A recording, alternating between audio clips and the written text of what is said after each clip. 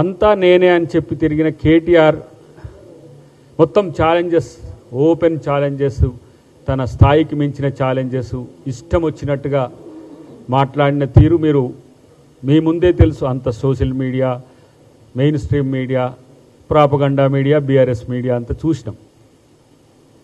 నోటికి వచ్చినట్టు మాట్లాడడం, ఇష్టం వచ్చినట్టు మాట్లాడడం, ఎవరినైనా సరే లెక్క చేయకుండా మాట్లాడడం, ఇలాంటి పరిస్థితులు ఎన్నికల కంటే ముందు చూసినాం. ఓటమి చావు దెబ్బ కొట్టినా ఇంకా బలుపు అహం మాత్రం తగ్గలే కేటీఆర్.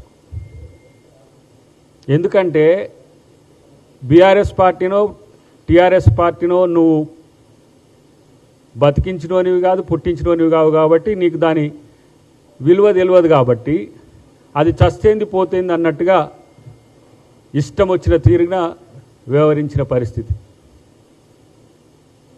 అంటే ఏదో చింత చచ్చినా పులుపు చావలేదన్నట్టుగా ఇంకా కొన్ని శాస్త్రాలు ఉన్నాయి చెప్పలేని. అలాంటి పరిస్థితి వచ్చినప్పటికి కూడా ఈరోజు నువ్వు మాట్లాడుతున్న తీరు చూస్తే ఇంకెవ్వరక్కర్లేదు బీఆర్ఎస్ను నాశనం చేయడానికి. నువ్వు ఒక్కనివి చాలనిపిస్తున్నది. నీ ఒక్కనితోని బీఆర్ఎస్ పతనం ఖాయమనిపిస్తున్నది. నీ యొక్క రాజకీయ అస్తిత్వం కొరకు, నీ యొక్క పిచ్చి చేష్టలు చూడలేదా? ఎన్నికల సందర్భంలో ఒక టిప్పర్ గుద్దుకునే ఆర్టీసీ బస్సును విగత జీవులు అక్కడ ఉంటే దేక్లేంగే అనుకుంటా టవల్లు తిప్పుకుంటా రోడ్ షోల్లో ఈవెంట్ మేనేజ్మెంట్లు చేసిన తీరు కనపడలేదా? నీ రాజకీయ మెచ్యూరిటీ ఇంతకంటే ఎక్కువ ఉదాహరణ కావాల్సిన అవసరం ఉందా? ఇలా ఒక్క ఎన్నికతో గెలిచిండ్రు, ఒక్క ఎన్నికతో గెలిచి ఇంత మిడిసిపడుతుండ్రు. నీకు అర్థమవుతుందా రా బాబు? అసలు ఫస్ట్ మీకు ఏమవుతుందో నీకన్నా అర్థమవుతుందా? 100 సీట్లు అన్నళ్ళు మిమ్మల్ని బొందబెట్టింది నీకు అర్థం కాలే.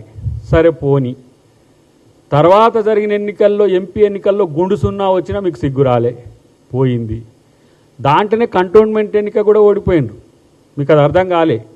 అక్కడ కూడా దివంగత సాయన్న గారు చనిపోయిన తర్వాత వారి కూతురు అనివార్య కారణాల వల్ల చనిపోయిన తర్వాత వచ్చిన ఎన్నికల్లో కూడా గెలవలే.